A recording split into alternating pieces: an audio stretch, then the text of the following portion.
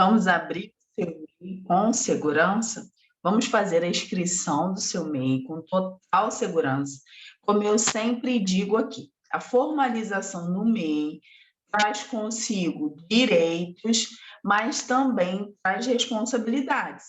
Então, antes de você clicar nesse botão para fazer a sua inscrição, você vai ver, eu vou te ensinar de uma forma simples, de uma forma fácil e rápida, você fazer a sua inscrição. Vou te mostrar alguns pontos críticos que você precisa observar na hora que faz a inscrição. Eu quero te dar os parabéns por essa escolha, por você estar fazendo a inscrição de forma segura, de forma consciente, porque quando eu te mostrar os pontos aqui, você vai ligar o alerta, você vai se atentar a algumas questões que você não se atentaria, por exemplo, se um terceiro fizesse a inscrição para você e não te mostrasse, não ressaltasse alguns pontos que eu vou ressaltar aqui, eu vou fazer saltar aos teus olhos, para que você possa ter bastante atenção para não ter problema. Qual é a proposta do curso Cuide Bem do Seu MEI? É que você faça tudo com a máxima segurança, para não ter problema com o governo, para manter o seu negócio em dia, para deitar sua cabeça no travesseiro e ter tranquilidade de saber que o seu negócio está regular e você não vai ter nenhum problema no futuro. Então, como eu sempre falo, todo MEI tem um site para chamar de seu, é o www.gov.br/MEI. Então, esse site você vai ver aqui em todas as aulas de passo a passo dos serviços que a gente vai fazer do MEI. Eles estão sempre, pelo menos tem alguns serviços que eles saem desse site, mas aqui dentro dele tem a contrapartida. Você vai, sempre o início de todo serviço do MEI vai ser aqui. Depois ele pode até direcionar para um site externo, mas no primeiro momento vai ser aqui. Então, vamos lá? Para você abrir o seu MEI, já está aí, www.gov.br/MEI. Então, você vai lá e clica, quero ser MEI, formalize-se, e aqui ele vai te pedir a conta Gov, crie sua conta gov.br. Então, o que é essa conta? É um código, né, do cidadão, que é utilizado para carteira digital, para vários sites. Agora, todos os sites do governo, eles estão usando essa conta, essa senha. Porque a proposta do governo é unificar, é que todos os serviços relacionados ao governo tenham uma senha de acesso só para poder facilitar a sua vida. Então, você tem que ter obrigatoriamente a sua conta Gov para poder acessar aqui. Agora, se você não tiver a conta Gov, olha só, aí você vai e coloca o seu CPF aqui. Aí, olha esse caso, não foi possível encontrar, por quê? Porque a pessoa não tem a conta Gov. Então, se der essa mensagem aqui, e você não tiver sua conta Gov, você tem que clicar nesse botão verde e sua conta ir lá para poder fazer. Tem uma aula aqui nesse módulo que eu ensino como você cria essa conta Gov. Então, se você ficar com dúvida, se você não souber criar, der alguma coisa errada aí, vai lá nessa aula, assiste essa aula onde eu ensino a fazer esse código, tá ok? Então, vamos lá, fez o código. Aí você vai digitar o seu CPF e vai colocar a senha que você fez na hora que você criou a conta Gov. Nessa parte aqui, ele pede uma confirmação de contato. Então, você precisa colocar um e-mail, e esse e-mail tem que ser seu e-mail de fácil acesso, porque ele vai enviar um código para lá. E você vai precisar desse código para continuar a sua inscrição no MEI, tá bom? Então, cadastra aqui um e-mail que você tem acesso fácil. E vamos lá, digita o e-mail, aí no e-mail vai chegar um código. O código que chegar lá no seu e-mail, você digita aqui nessa caixinha e clica em validar código. Ó, aquele código chegou lá no meu e-mail e agora vou digitar aqui esse código de confirmação e vou dar validar. Depois de validar, ele vai começar novamente o processo da inscrição, mas note que você não tem como prosseguir se você não tiver esse código, tá? Então, vai lá nesse seu e-mail cadastrado, isso que eu falei, é importante você ter esse e-mail de fácil acesso. Digita o código e dá validar código. Pronto, já confirmou o e-mail. Agora ele fala para você autorizar o uso de dados pessoais. Entende por que muitas pessoas não conseguem entrar no site www.gov.br? Porque ele usa dados pessoais. Então, tem computador que faz o bloqueio do site e não deixa prosseguir. Então, é muito importante, por exemplo, se estiver dando erro na hora que você for fazer sua inscrição, você pede alguém, algum técnico de informática, para mexer na segurança do seu computador, para poder desbloquear e acessar. Tá? Até aqui, quando faz lá o código GOV, ele pode dar um problema, então você verifica aí como é que está a segurança do seu computador. Aqui você vai autorizar o uso de dados pessoais. Quando você clicar em autorizar, ele vai prosseguir normalmente. Aí pronto, chegamos à parte que vai começar a inscrição do MEI. Nessa parte, ele pede o seu título de eleitor. Então, você precisa informar o título de eleitor. Pode ser que, se você fez imposto de renda pessoa física, mesmo que não seja recente, por exemplo, você fala, Viviane, eu não fiz imposto de renda pessoa física nesse ano, mas que você fez nos últimos 5 anos, ele pode te pedir o número do recibo de uma declaração de imposto de renda antiga. Então, se atentem a isso. Se você não fez declaração de imposto de renda, ele vai pedir o número do título de eleitor. Agora, se você fez, ele vai te pedir um número do recibo da última declaração de imposto de renda que você pegou. E isso aí eu falo lá no meu curso lá do MEI, né? Você vê lá, quando nessa parte, nesse módulo, nessa aula que eu ensino a fazer declaração de imposto de renda pessoa física, você vai ver qual é o recibo e qual é o número do recibo, tá bom? Então, vai lá, coloca o número do título de eleitor, no caso, essa pessoa não fez declaração de imposto de renda pessoa física nos últimos 5 anos, né? E aqui, e clique em continuar. Quando clica em continuar, o sistema, já vai trazer os dados que estão cadastrados na Receita Federal. CPF, a data de nascimento, aí o nome empresarial, já vai aparecer ali o nome do empreendedor. Muitas pessoas falam assim, não, mas eu não quero que o nome empresarial seja o meu nome completo mais o CPF, mas isso é uma regulamentação para o MEI. Não tem como trocar o nome empresarial e tirar e colocar o nome fantasia, por exemplo. Depois, a hora que chegar aqui na tela abaixo, vai ter o nome fantasia, eu vou falar mais sobre isso. O nome fantasia é livre. Agora, o nome empresarial, não. O nome empresarial do MEI, que vai sair lá no CNPJ também, é o nome completo do empreendedor, mais o número do CPF, e isso não tem como mudar. Então, aqui são os dados pessoais do empreendedor. Agora, aqui, ó, são algumas coisas que merecem atenção, tem alguns pontos aqui. Telefone para contato e esse telefone celular, principalmente o telefone celular informado aqui, é o telefone que pode chegar um código de validação para você concluir o MEI. Às vezes pede, às vezes não. Então, esses telefones aqui que você vai cadastrar, tem que ser de contato, tem que ser de fácil acesso seu.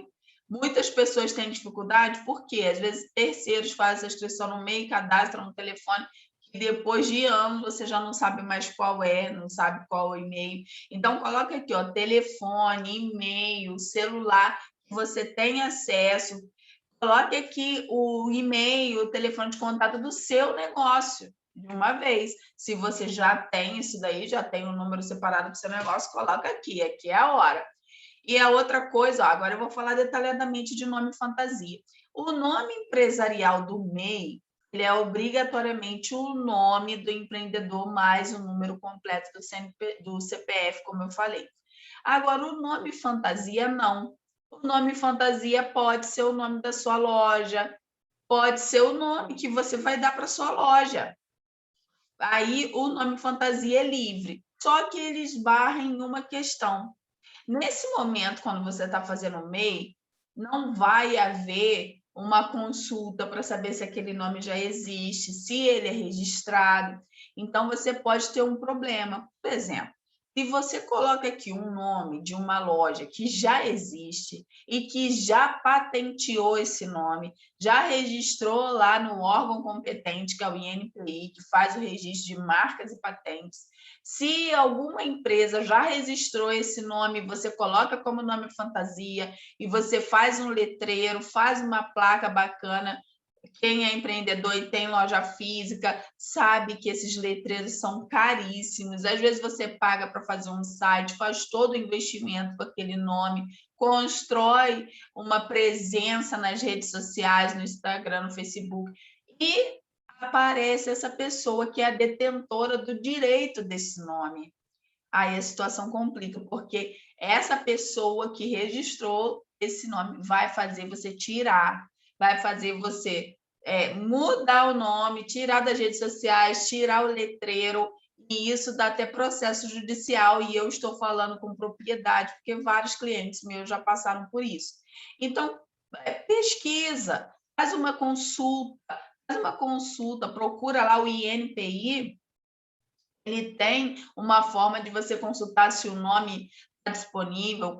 Procura um profissional que faça esse registro de marcas e patentes para poder consultar para você antes de fazer um investimento alto, antes de colocar um letreiro, fazer embalagem. Às vezes tem gente que faz bolsas tão bonitas, embalagens tão bonitas, e depois tem que trocar tudo, tem que alterar o nome. Então, embora o nome fantasia seja livre para você colocar aqui no registro do seu MEI, esse nome vai sair no CNPJ, toma cuidado com o registro. Então, ó, facilita muito se você pesquisar lá no Google, ver se já tem alguma coisa nessa área, se já tem aquele nome ali, para você verificar. Por quê? Se já tiver algo grande no Google, algum site já bem posicionado, possivelmente essa marca está registrada. Então, atenção com isso. Tá? Outro ponto também de grande atenção é o capital social. O que é o capital social? Isso gera muitas dúvidas nos empreendedores. O capital social é o valor que você vai investir no seu negócio. Quanto que você vai precisar para iniciar o seu negócio? Quanto você vai comprar de mercadoria? Quanto você vai comprar de máquinas e equipamentos? Quanto que você vai tirar do seu recurso pessoal como empreendedor para poder investir no seu negócio? R$ 1.000, R$ 2.000? Contando que não coloque valor alto. Lembre-se que o limite do MEI, o limite proporcional mensal do MEI é de 6.750. O MEI foi criado para microempreendedores. Então, não coloque valores exorbitantes, valores muito altos aqui, que não sejam adequados a essa realidade do limite do MEI, tá ok? Então, ó, o ideal, R$ 1.000, R$ 2.000, até o limite ali é aceitável, R$ 5.000, R$ 6.000, tá? Mas é quanto você investiu no seu negócio para ele poder funcionar. Aí você coloca o valor aqui. Esse MEI do exemplo que a gente vai fazer é uma diarista. Então, olha só, chegamos à parte da ocupação. Aí aqui tem duas partes, a ocupação principal e a secundária. Então, a principal é aquela atividade que ela vai corresponder ao maior faturamento da sua empresa, do seu negócio. Nesse caso aqui, a gente vai fazer um MEI de serviço de uma diarista. Então, a atividade principal dela vai ser diarista independente. Então, eu vou digitando aqui, ele vai aparecendo. Ó, apareceu. Aí, eu já selecionei. Agora, eu vou para as ocupações secundárias. Você pode cadastrar aqui, já está até dizendo aqui, no máximo 15. Então, no total do MEI, você pode ter 16 ocupações. Mas eu oriento o quê? Que essas ocupações sejam relacionadas para você não ter problema com a prefeitura. Por exemplo, você vai colocar material de limpeza junto com produto alimentício, vai fazer uma misturada de coisas que não tem nada a ver. Pensa, o comércio de material de limpeza, junto com restaurante, junto com lanchonete. Aí faz uma salada ali, você pode ter problema com a vigilância sanitária. Por quê? Quando essa inscrição que a gente está fazendo aqui do MEI, ela tem vários órgãos integrados aqui. Quais são os órgãos que estão aqui? Estão aqui, junta comercial que recebe o registro dessa empresa, está aqui a Receita Federal, está aqui a Receita Estadual, está aqui a Receita Municipal, está aqui Prefeitura, está aqui Estado, está aqui União, está aqui a Receita Federal. Então, está tudo integrado aqui. Do momento que a gente finalizar essa inscrição do mês, já vai sair o CNPJ, já está registrado na junta comercial, já foi enviada a informação para a prefeitura. Então, aqui, do momento que você está colocando esses dados, você está falando assim, ó, prefeitura, Estado, Receita Federal, eu agora sou empreendedor formalizado, ok? Eu estou inserido, eu estou cadastrado no Cadastro Nacional de Pessoa Jurídica, agora eu sou uma pessoa jurídica. Então, aqui, ó, você clica aqui numa atividade que você for fazer, não importa, pode ser uma atividade, por exemplo, pode ser diarista, ela poderia vender artigos do vestuário, podia ser alguma questão assim, entendeu? Vender um souvenir, um artigo de armarinho, ela poderia colocar outra atividade aqui. Então, se você quiser fazer mais de uma atividade, não tem problema, pode fazer serviço, comércio, só não fazer, não misturar coisas que não tem nada a ver. Por exemplo, ela poderia ser uma artesã de bijuteria, ela poderia fazer bijuteria. Então, era só inserir aqui, e pode colocar outra, por exemplo, se ela quisesse uma outra atividade, quisesse botar aqui mais uma segunda atividade secundária, fabricante de massas alimentícias. E aqui, vocês viram que eu botei aí, fabricante de massas alimentícias não tinha nada a ver. Aí, poxa, eu botei uma atividade que não tem nada a ver, errei. É só você clicar em remover e essa atividade sai daqui. Ah, não, não tem nada a ver, fabricante de massas, eu vou remover. Vou clicar em remover e tira. Aqui, remover tudo, eu tirei todas as duas atividades secundárias, porque essa pessoa realmente só vai ser diarista, ela só quer mesmo atividade de diarista ali no meio dela. Tá? Então, notem que aqui embaixo já vai aparecer, ó, não se assustem. Eu já expliquei que lá no MEI tem uma nomenclatura completamente diferente para as ocupações. Por exemplo, diarista independente, no Código Nacional de Atividade Econômica, é serviços domésticos. Olha esse código aqui, ó, 9700-500. Eu ensinei isso na aula de atividades permitidas. Se você quer entender essa relação aí de atividade com o CNAE, com o Código Nacional de Atividade Econômica, vai na aula de atividades permitidas. Como saber se a minha atividade é permitida? Lá eu explico, no material complementar dessa aula, deixei o link para consultar no site oficial do IBGE o código correspondente, até para você ver o detalhe do serviço que você presta, se corresponde, tá? Então, sai totalmente diferente, tá vendo? O CNAE é totalmente diferente da atividade que foi escolhida aqui em cima. Olha lá, diarista independente. Já veio para cá serviços domésticos. E aqui embaixo, na descrição do objeto, já está serviços de faxina em domicílio, diarista independente. Então, são coisas que você quer entender melhor, vai lá na aula de atividades permitidas para você entender. Outra questão seríssima, essa questão agora, ó, liga o alerta aí, fica aqui comigo, presta bastante atenção, não deixa nada te distrair, porque isso é muito sério. É determinante para você não ter problemas com a prefeitura na questão de zoneamento, na questão de ocupação do espaço lá do solo. Então, é a forma de atuação. Então, existem quais formas de atuação? Estabelecimento fixo, internet, em local fixo, fora da loja, correio, porta a porta, postos móveis ou por ambulantes, televenda e máquinas automáticas. Se você clicar em estabelecimento fixo, você está dizendo para a prefeitura que você tem uma loja estabelecida, que aquele espaço é comercial. Então, se você for prestar serviço em casa, se o seu serviço for pela internet, marque internet. Por exemplo, no caso de diarista, que vai na casa das pessoas fazer faxina, a forma de atuação dela é porta a porta, porque ela vai de casa em casa.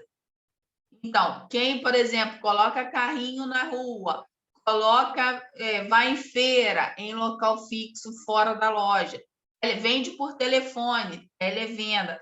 Então, marque aqui a forma de atuação adequada para o seu negócio, porque essa é uma das principais fontes de problema com a prefeitura, porque marca estabelecimento fixo e não tem um estabelecimento comercial, não tem uma loja comercial, faz em casa. Aí a prefeitura vem e fala assim, peraí, mas esse imóvel é residencial, não é comercial, não pode ter estabelecimento fixo aqui. Aí você tem um problema. E muitas das vezes, quando você tem um problema com a prefeitura, nessa questão é necessário fazer uma alteração de dados, tá? É só você fazer uma alteração de dados e marcar aqui. Aqui embaixo, você vai colocar o seu endereço comercial, o endereço de onde você vai exercer atividade. Se for estabelecimento fixo, você vai colocar o endereço comercial aqui. Olha lá, já marquei o porta a porta aqui, que é uma diarista. Então, se for um endereço fixo, você vai colocar aqui o endereço da sua loja. Você alugou uma loja, um espaço comercial, você não vai fazer em casa, coloca aqui o endereço da sua loja. Agora, também, se você for fazer em casa, não tem problema, porque aí o seu endereço comercial vai ser o endereço da sua residência, o endereço da sua casa. Então, coloca aqui, aí você...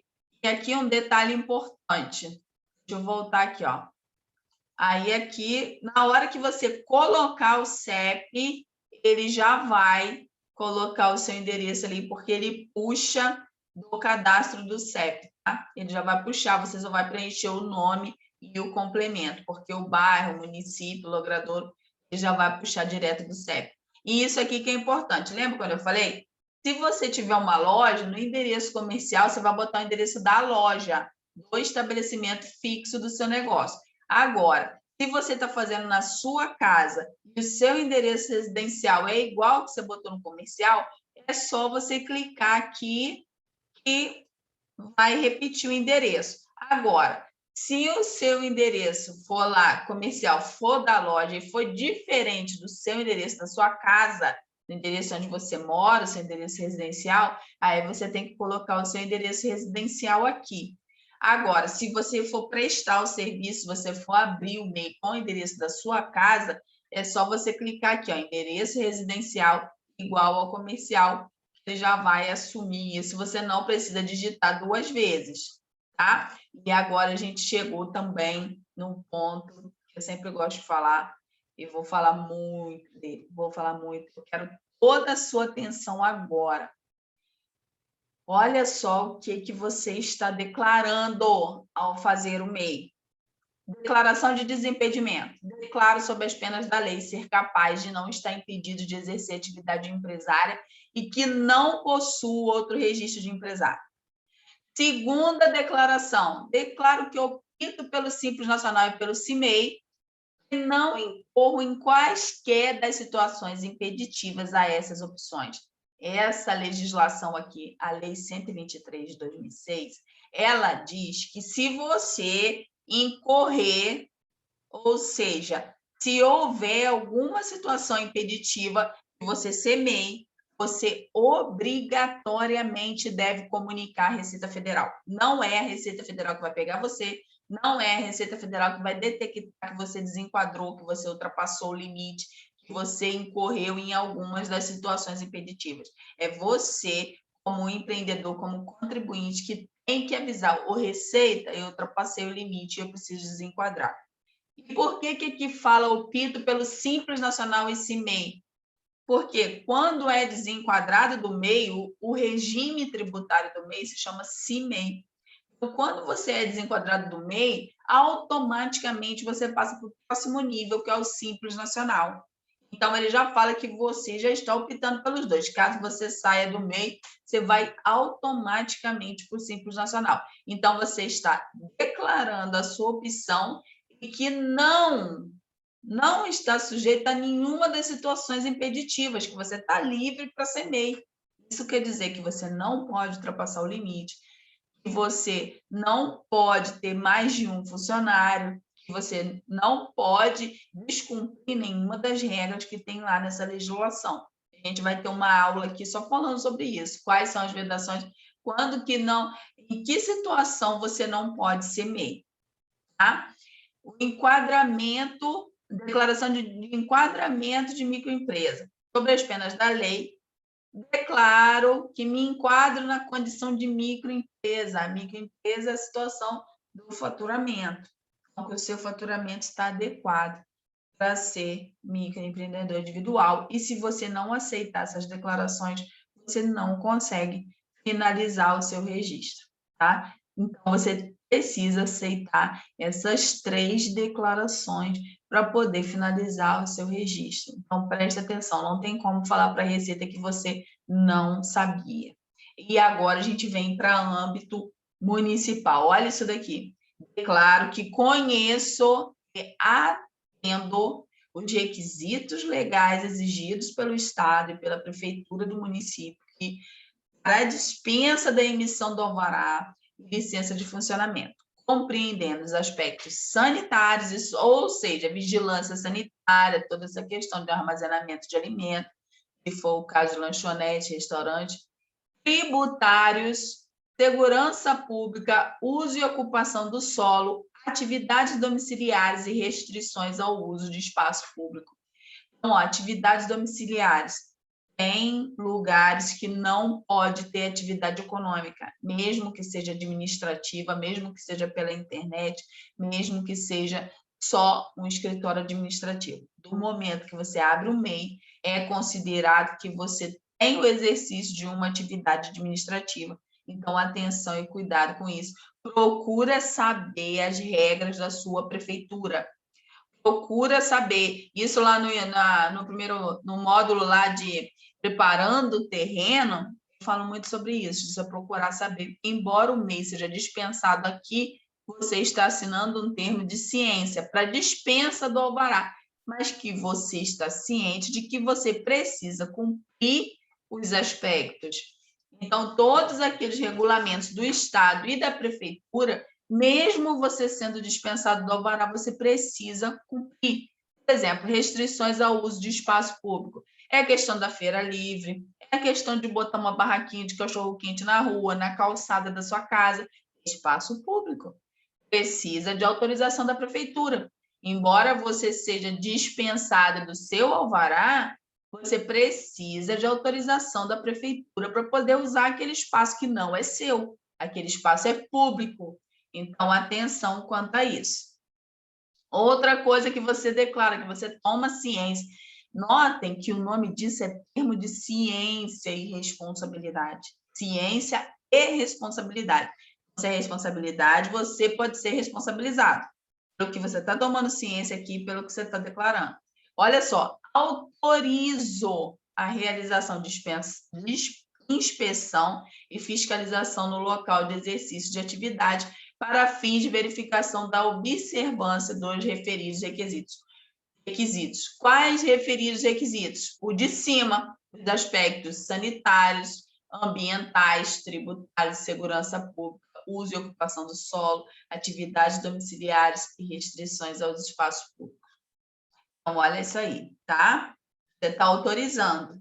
O fiscal entra lá, mesmo você sendo dispensado de alvará e licença de funcionamento, você diz aqui, ó, quando você abre o MEI, quando você faz a inscrição do MEI, eu te autorizo, o fiscal pode vir realizar a inspeção e a fiscalização. E o que é isso, fiscalização?